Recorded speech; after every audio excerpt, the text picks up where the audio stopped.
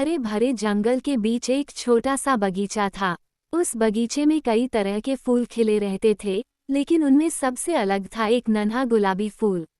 वह सुंदर तो था, पर बहुत चुपचाप और उदास रहता था। उसे लगता था कि उसकी खुशबू कम है, रंग फीका है और कोई भी उसकी तरफ ध्यान नहीं देता। हर सुबह सूरज की किरणें उसे छूती, हवा उससे बातें करती, लेकिन फूल के दिल में एक खालीपन था। एक दिन उस बगीचे में एक मेहनती मधुमक्खी आई। वह दूर दूर तक उड़ती, फूलों से रस इकट्ठा करती और थकने के बाद भी मुस्कुराती रहती। जब उसने उस उदास फूल को देखा, तो वो उसके पास आकर बोली, मधुमक्खी, तुम इतने उदास क्यों हो? तुम तो बहुत सुंदर हो। फूल धीरे से, सुंदर नहीं, कोई मेरे पास नहीं आता। सब बड़े और चमकीले फूलों के पास चले जाते हैं। मधुमक्खी मुस्कुराए और बोली, क्या तुम जानते हो, सबसे मीठा रस अक्सर सबसे शांत फूलों में ही होता है। फूल को पहली बार किसी ने समझा था।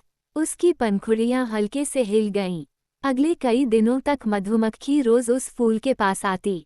वो उससे अपने सफर की कहानियां सुनाती, कैसे कभी आंधी आई, कभी बारिश, कभी पंख थक गए, लेकिन उसने उड़ना नहीं छोड़ा। फूल ने पूछा, तुम थकती नहीं हो? मधुमक्खी बोली, थकती हूँ, लेकिन रुकती नहीं, क्योंकि मेरे छत्ते में सब मेरा इंतजार करते हैं। धीरे धीरे फूल के अंदर भी हिम्मत जागने लगी। उसने सूरज की तरफ खुलकर देखना शुरू किया, बारिश को अपनाया और हवा के साथ झूमने लगा। एक दिन तेज आंधी आई। कई फूल झुक गए, कुछ टूट भी गए। मधुमक्खी उड़ नहीं पा रही थी। तभी उस छोटे से फूल ने अपनी पंखुड़ियां फैलाकर मधुमक्खी को सहारा दिया। मधुमक्खी की आंखें भर आईं। आज तुमने मुझे बचाया। फूल बोला, आज मुझे समझ आया, छोटा होना कमजोरी नहीं है।